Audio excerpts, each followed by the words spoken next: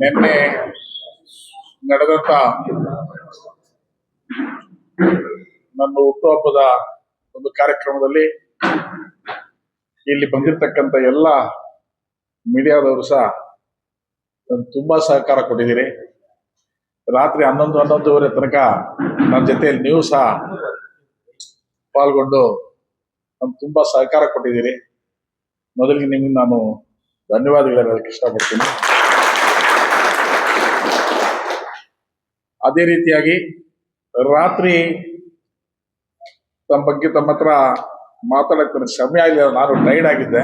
ತಮ್ಮನ್ನು ನಾನು ಮನವಿ ಮಾಡಿಕೊಂಡು ಬೆಳಗ್ಗೆ ಮಾತಾಡೋಣ ಅಂತ ಹೇಳಿದ್ರೆ ನೀವು ಕೂಡ ನಿಮ್ಮ ಒಂದು ತುಂಬು ಹೃದಯದಿಂದ ನನಗೆ ಸಹಕಾರ ಕೊಟ್ರಿ. ಇವತ್ತಿನ ದಿನ ರಾತ್ರಿ ನಮ್ಮ ಹುಡುಗರು ಹಂಗೆ ಆಗ್ಬಿಟ್ಟಿದ್ರು, ತುಂಬಾ ಟೈರ್ಡ್ ಆಗ್ಬಿಟ್ಟಿದ್ರು ಎಲ್ಲರೂ.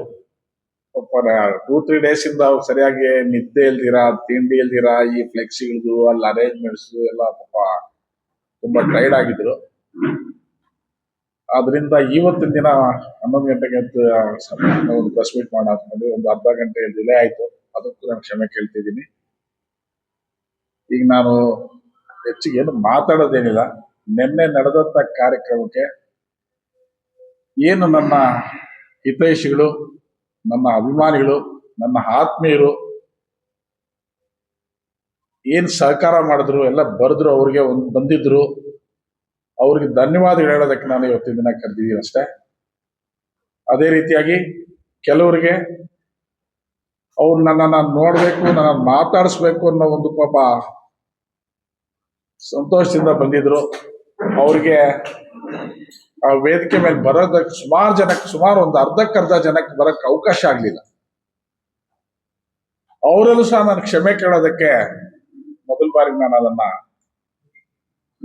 ಇಚ್ಛೆ ಪಡ್ತೀನಿ. ಅವ್ರ ಪಾಪ ಅಷ್ಟೊತ್ತಲ್ಲಿ ಬಂದು ವೇದಿಕೆ ಮೇಲೆ ಬಂದು ಸುಮಾರು ಹೂನಾರಗಳು ತಂದು ನನಗೆ ಹಾಕ್ಬೇಕು ಅಂತ ಬಂದು ಪಾಪ ಹಂಗೆ ವಾಪಸ್ ಹೋಗಿದ್ದಾರೆ. ಅವ್ರಿಗೂ ಸಹ ನನ್ನ ಒಂದು ಇದ್ರ ಬಗ್ಗೆ ನಾನೊಂದು ಸಾರಿ ಅಂತ ಕೇಳೋದಕ್ಕೆ ನಾನು ಇಷ್ಟಪಡ್ತಾ ಇದ್ದೀನಿ. ನಿನ್ನೆ ನನ್ನ ಒಂದು ಹುಟ್ಟುಹಬ್ಬದ ಕಾರ್ಯಕ್ರಮದಲ್ಲಿ ನಾನು ನನ್ನ ಸ್ನೇಹಿತರು ಅಂತ ಯಾರನ್ನ ಹೇಳಲ್ಲ, ನನ್ನ ಸಹೋದರರು ಅಂತ ಹೇಳ್ತೀನಿ. ಎಲ್ಲ ನನ್ನ ಸಹೋದರರು ಅವರ ಮನೆಯ ಒಬ್ಬ ಅಣ್ಣನ ತರ ಎಲ್ಲ ತಮ್ಮಂದು ಹುಟ್ಟುಹಬ್ಬ ಆಚರಣೆ ಮಾಡ್ಕೊಂಡಿದ್ದಾರೆ ಅನ್ಕೊಳ್ತೀವಿ. ನೀವು ಸದಾ ನೋಡಿರ್ತೀರ ಅವರ ಒಂದು ಹುಮ್ಮಸ್ಸು, ಅವರಿದ್ದಂತ ಒಂದು ಪಟ್ಟಂತ ಕಷ್ಟ, ಅವ್ರು ಪಡ್ತಾ ಇರ್ತಂತ ಶ್ರಮ ನೀವು ಸದಾ ನೋಡಿರ್ತೀರಿ. ಅವ್ರಿಗೂ ಸಹ, ಎಲ್ಲ ನನ್ನ ಸಹೋದರಿಗೂ ಸಹ ಇವತ್ತಿನ ದಿನ ನಾನು ಚಿರಋಣಿ ಆಗಿದ್ದೀನಿ ಅಂತ ಹೇಳೋದಕ್ಕೆ ನಾನು ಇಷ್ಟಪಡ್ತಾ ಇದ್ದೀನಿ. ಇಷ್ಟೇ, ನಾನು ಬರ್ತ್ಡೇ ಬಗ್ಗೆ ಮಾತಾಡ್ಬೇಕಾಗಿರೋದು ನಾನು ಇಷ್ಟೇ. ತಾವೇನಾದ್ರು ಕೇಳಂಗಿದ್ರೆ ನಾನು ಅದಕ್ಕೆ ಆನ್ಸರ್ ಮನಸ್ಸಿದ್ರು ಇಷ್ಟೇ. ನಾನು ಇಷ್ಟು ಮಾತ್ರ ಕೇಳೋದಕ್ಕೆ ನಂಬಿಕೆ. ಸರ್, ಮುಂದಿನ ದಿನ ರಾಜಕೀಯ ಜೀವನ ಹೇಗೆ ಸರ್? ಯಾವ ಪಕ್ಷದ ಪಕ್ಷ ಅನ್ನೋದೇನು ನಾವೇನು ಅಂದ್ಕೊಂಡಿಲ್ಲ. ನಾವೆಲ್ಲ ಆ ಸಮಯದಲ್ಲಿ ಕುತ್ಕೊಂಡು ಡಿಸ್ಕಸ್ ಮಾಡೋಣ ಅಂದ್ಕೊಂಡು. ಕೆಲವರು ಈ ರಾಜಕಾರಣಿ ಬಗ್ಗೆ ಎಲ್ಲ ಕೇಳ್ಕೊಂತಾರೆ, ಈ ಸತಿ ನಮ್ಗೆ ಸಪೋರ್ಟ್ ಮಾಡಿ 20 ಜನಕ್ಕೆ MLA ಮಾಡಿ ಅಂತ ಕೇಳ್ಕೊಂತಾರೆ. ಅವ್ರ ಅಹವಾಲ್ ಅವ್ರು ಕೇಳಿದಾರೆ. ಆದ್ಮೇಲೆ ನನ್ನ ಒಳ್ಳೆ ಸ್ನೇಹಿತ, ತಪ್ಪೇನಿಲ್ಲ. ಸುಮಾರು 20 ವರ್ಷದಿಂದ ಒಳ್ಳೆ ಸ್ನೇಹಿತ. ಒಂದು ವಾತಾವರಣ ಇತ್ತು, ರಾತ್ರಿಯಿಂದ ಒಂದು ವಾತಾವರಣ ಚೇಂಜ್ ಇತ್ತು. ನಾಯಕ ಏನಂತ ಮುಳಬಾಗಿಲು ತಾಲೂಕು ಬೇಕಾಗಿರೋ ನಾಯಕರು ಸಿಗ್ತಾ ಇದ್ದಾನೆ. ನನಗೆ ಗೊತ್ತಿಲ್ಲ ಅದು. ನಾನು ಮೊದ್ಲಿಂದ ಹೆಂಗಿದ್ದೀನಿ ಹಂಗೆ ಇದೀನಿ. ಈಗೇನು ರಾತ್ರಿಯಿಂದ ಏನು ಬದಲಾವಣೆ ಆಗಿರೋಂಥದ್ದೇನಿಲ್ಲ. ಮೊದ್ಲಿಂದ ಹೆಂಗಿದ್ದೀನಿ ಹಂಗೆ ಇದೀನಿ. ನನಗೆ ಒಂದೊಂದು ಗೊತ್ತು, ನಾನು ನಂಬಿದವ್ರು ನಾನು ಯಾರಿಗೂ ಮೋಸ ಮಾಡಿಲ್ಲ. ನಾನ್ ನಂಬಿದವ್ರು ನನ್ನ ಹತ್ರ ನನ್ನಿಂದ ಹೋಗಿ ಅಂತ ನಾನು ಹೇಳಿಲ್ಲ. ನಾನು ಇಷ್ಟ ಆಗದಿರೋ ಅವಕಾಶಕ್ಕಾಗಿ ಬಂದಿರೋರು, ಅವಕಾಶಕ್ಕಾಗಿ ಉಪಯೋಗಿಸ್ಕೊಂಡಿರ್ತಕ್ಕಂಥವ್ರು ಹೋಗಿರ್ಬೋದು. ಅವ್ರೇನಾದ್ರು ಆ ರೀತಿ ತಿಳ್ಕೊಂಡಿದಾರೆ ಅನ್ನೋದು ಗೊತ್ತಿಲ್ಲ. ನೀವು ಬದಲಾಗಿಲ್ಲ ಸರ್, ನಿಮ್ಮ ಅಭಿಮಾನಿಗಳು ನಿಮ್ಮನ್ನ ಬದಲಾಯಿಸರು. ಬಹು ಜನ ನಾಯಕನಾಗಿ ಅಲ್ಲ, ನಾನು ನನ್ನ ಅಭಿಮಾನಿಗಳು ಮತ್ತೆ ಇದಿಷ್ಟು ನಾನು ಒಳ್ಳೆ ಒಂದು ಸ್ಥಾನಮಾನದಲ್ಲಿ ನೋಡ್ಬೇಕು ಅಂತ ಆಸೆ ಇರ್ತದಲ್ವಾ, ಅದೇನ್ ತಪ್ಪಲ್ವಲ್ಲ. ಅದು ಭಗವಂತ ಡಿಸೈಡ್ ಮಾಡ್ತಾನೆ. ಈಗ ನಮ್ಮ ಅಣ್ಣ ಒಂದು ಒಳ್ಳೆ ಸ್ಥಾನದಲ್ಲಿ ಇರ್ಬೇಕು, ನಾನು ಒಂದೇ ಒಂದು ಮಟ್ಟಕ್ಕೆ ಹೋಗ್ಬೇಕು, ನಾವೆಲ್ಲ ಖುಷಿ ಪಡ್ಬೇಕು ಅನ್ನೋದು ಇರ್ತದಲ್ವಾ. ನನಗೆ ಏನೂ ಅಧಿಕಾರ ಇಲ್ದಿರ ನನ್ನ ಪರವಾಗಿ ಶ್ರಮ ಪಡ್ತಾರೆ ಅಂತ ಹೇಳಿದ್ರೆ ನನಗೇನೋ ಒಂದು ಒಳ್ಳೆ ಅವಕಾಶ ಸಿಗ್ತದೆ ಅಂತ ಅವ್ರು ಖುಷಿ ಪಡಲ್ವಾ? ಕಾಮನ್ ಅಲ್ವಾ? ಒಂದ್ ಮನೇಲಿ ಒಬ್ಬ ಅಣ್ಣ ಒಳ್ಳೆ ಪೊಸಿಷನ್ ಹೋಗ್ತಾನೆ, ತಮ್ಮಂದ್ರೆ ಯಾರು ಸಂತೋಷ ಪಡಲ್ಲ? ನೀವೇ ಖುಷಿ ಪಡ್ತಾ ಇರ್ತೀರಿ. ನನ್ನ ಜೊತೆಲಿ ನನ್ನ ತಮ್ಮಂದ್ರೆ ಅವ್ರು ಯಾಕೆ ಖುಷಿ ಪಡಲ್ಲ? ಇರ್ಬೋದು, ಅದು ಆಸೆ ಇರ್ಬೋದು.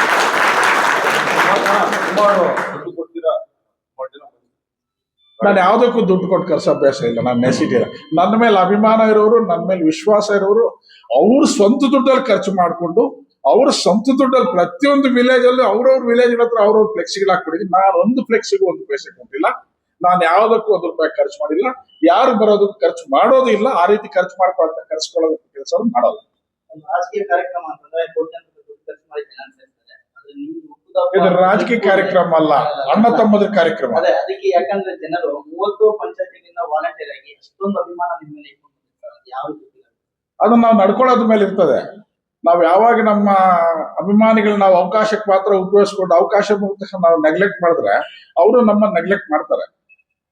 ಕಷ್ಟದಲ್ಲಿ ಸುಖದಲ್ಲಿ ಯಾವಾಗ ನಾವು ಅವ್ರ ಜೊತೆಯಲ್ಲಿ ಇರ್ತೀವಿ ಅವರು ನಮ್ಮ ಜೊತೆ ಸದಾ ಇರ್ತಾರೆ ಅಂತ ನಾನು ನಂಬಿದೀನಿ. ನಾನು ಅದೇ ರೀತಿ ನಡ್ಕೊಂಡು ಬರ್ತೀನಿ. ನಾನು ಮೊದಲಿಂದ ಅದೇ ರೀತಿ ನಡ್ಕೊಂಡು ಬಂದಿದ್ದೀನಿ, ನಾನು ಅದೇ ರೀತಿ ಮುಂದೆ ಕೂಡ ನಡ್ಕೊಂಡು ಹೋಗ್ತೀನಿ. ಅಧಿಕಾರ ಅನ್ನೋದು, ಅವಕಾಶ ಅನ್ನೋದು ಸಿಗ್ಬೋದು, ಸಿಗದೆ ಹೋಗ್ಬೋದು, ಅದು ನನ್ನ ಅದೃಷ್ಟ. ನಾನು ಅವಕಾಶಕ್ಕೋಸ್ಕರ ನನ್ನ ಸಹೋದರನ ನನ್ನ ಜೊತೆಯಲ್ಲಿ ಇಟ್ಕೊಂಡಿಲ್ಲ.